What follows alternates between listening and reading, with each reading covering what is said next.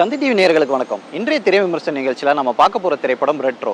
நடிகர் சூர்யா நடிப்பில் கார்த்திக் சுப்ராஜ் இயக்கத்தில் பூஜா ஹெக்டே, ஜெயராம், பிரகாஷ்ராஜ், ஜோஜோ ஜார்ஜ் உள்ளிட்ட பலரும் நடித்திருக்க இந்த திரைப்படம் இன்று வெளியாகிருக்கிறது. இந்த படத்தோட ஒன்லைன் கதை என்னன்னா, ஒரு கேங்ஸ்டராக இருக்க சூர்யா காதலிக்காக இந்த ரவுடித்தனத்தெல்லாம் விட்டுட்டு காதலியோட சேர்றாரா இல்லையான்றதான் இந்த கதையோட ஒன்லைனாக இருக்குது. இந்த கதை எப்படி நகருதுன்னா, ஒரு அனாதையாக சூர்யா வந்து ஒரு கேங்ஸ்டர் ஃபேமிலியால் வளர்க்கப்படுறாரு.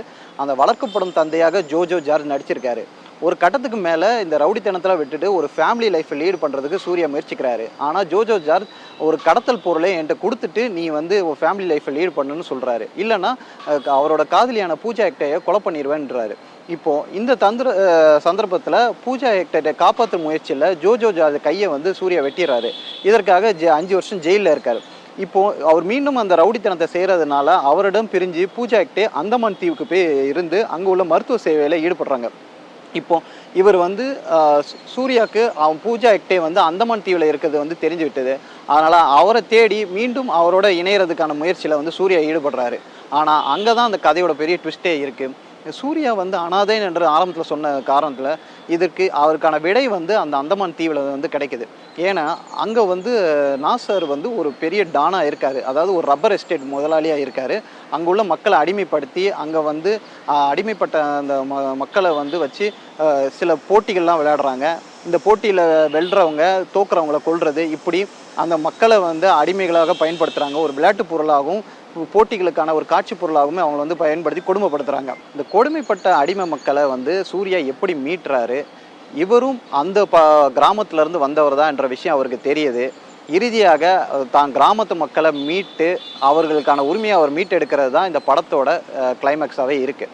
இப்போது இந்த படத்தோட ப்ளஸ் என்ன பார்த்தா, ஆரம்பத்துலேருந்து கடைசி வரைக்கும் சூர்யா ஒரு கேங்ஸ்டர்னாலும் அவருக்கு அந்த கராத்தே பயிற்சி மற்றும் வந்து மார்ஷல் ஆர்ட்ஸில் இப்படி சில கலைகளை வந்து அவர் வந்து கற்றுக்கிறாரு. அதன் மூலமாக அவர் எப்படி சண்டை போடுறாரதை வந்து தெளிவாக வந்து காமிச்சிருக்கிறாங்க. படத்தோட தொடக்கத்துலேயும் சரி, படத்தோட இறுதி கட்டத்துலேயும் சரி, ஃபர்ஸ்ட் ஹாஃபு செகண்ட் ஹாஃப்லேயுமே ஏகப்பட்ட சண்டை காட்சிகள் வருது. படத்தோட ப்ளஸ் என்னன்னா, சந்தோஷ் நாராயணனோட இசை.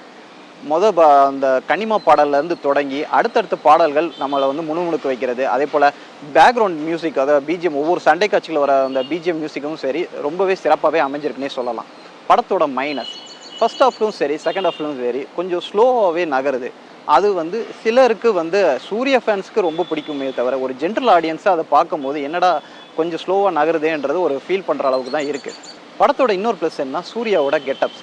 ஸ்டார்டிங்கில் ஒரு க்ளீன் ஷேவ் சூர்யாவை பார்க்க முடியுது. அதுக்கு பிறகு போக போக நடிகர் ரஜினிகாந்தோட ஜானி படத்தில் வர ஒரு கெட்டப், அந்த மீசை தாடிலாம் வைக்கிற கெட்டப்பையும் இந்த படத்தில் வச்சுருக்காரு. அது அவருக்கு வேற ஒரு லுக்கை கொடுக்குது.